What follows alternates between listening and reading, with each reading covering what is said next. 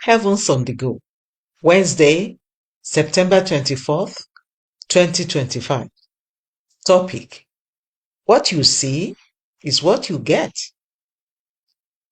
Memory verse, Genesis 13:15. For all the land which thou seest, to thee will I give it, and to thy seed forever. Bible reading, Numbers 13:16-33. These are the names of the men which Moses sent to spy out the land.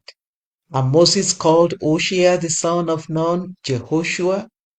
And Moses sent them to spy out the land of Canaan, and said unto them, Get you up this way southward, and go up into the mountain, and see the land, what it is, and the people that dwell therein, whether they be strong or weak, few or many, and what the land is that they dwell in, whether it be good or bad, and what cities they be that they dwell in, whether in tents or in strongholds. And what the land is, whether it be fat or lean, whether there be wood therein or not. And be ye of good courage, and bring up the fruit of the land. Now the time was the time of the first ripe grapes.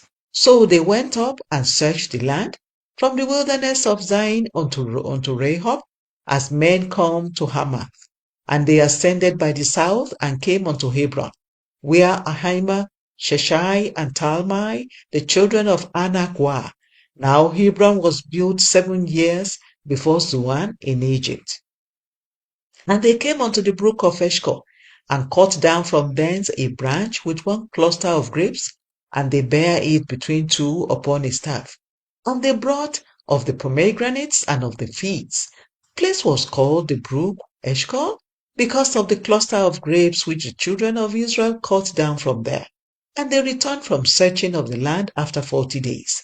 And they went and came to Moses and to Aaron and to all the congregation of the children of Israel unto the wilderness of Paran to Kadesh, and brought back word unto them and unto all the congregation, and shewed them the fruit of the land.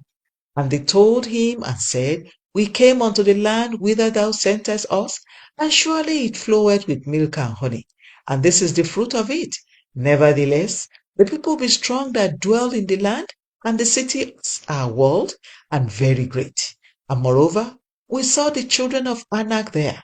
The Amalekites dwell in the land of the south, and the Hittites, and the Jebusites, and the Amorites dwell in the mountains.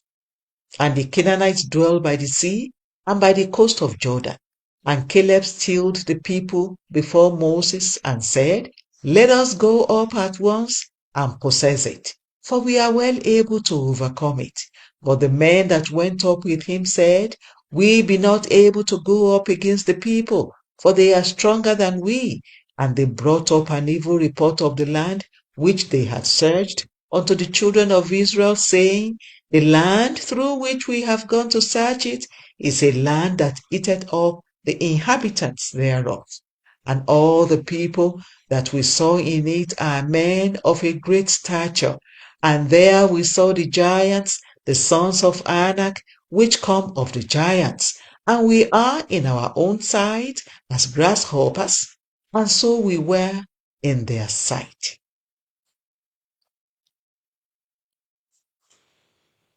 The message. God and Abraham had a conversation one night in Genesis 15:3-6, and Abraham reminded God that he had not given him an heir. In response, God told him to go outside and see if he could count the stars. He then told him that his children would be as many as the stars. You might wonder, why did God have to tell Abraham to go outside and look at the stars? Why didn't he just tell him that his descendants would be so many that it would be impossible to count them? I believe it was because God needed Abraham to see what he would be getting. Similarly, in Genesis 13:14-17, God told Abraham, All the land you see shall be yours. He also said, Move away from where you are, walk through the land, as far as you can, and it shall all be yours. God knew that for Abraham to own the land, he had to first have a vision of it.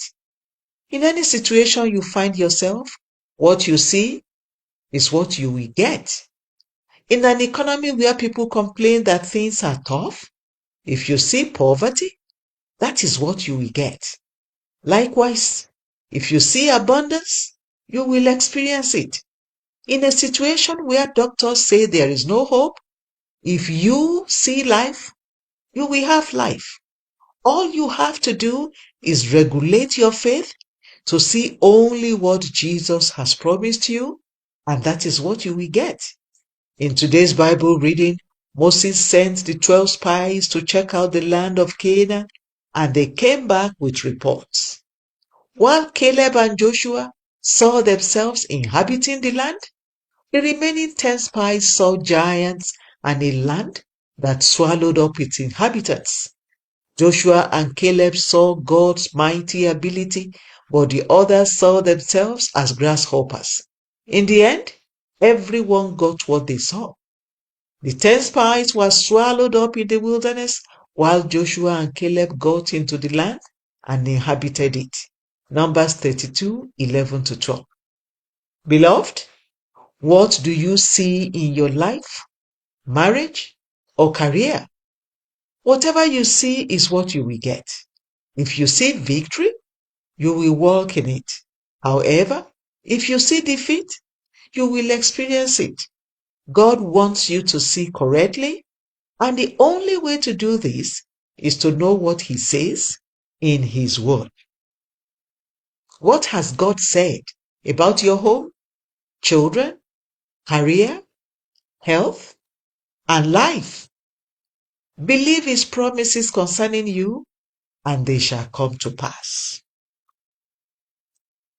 Key point: no matter the circumstances that surround you, stand by what God has promised in His Word.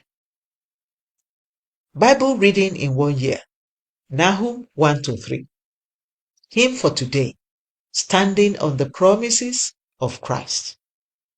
The Open Heavens is written by Pastor E.A. Adeboye, the General Overseer of the Redeemed Christian Church of God. God bless you.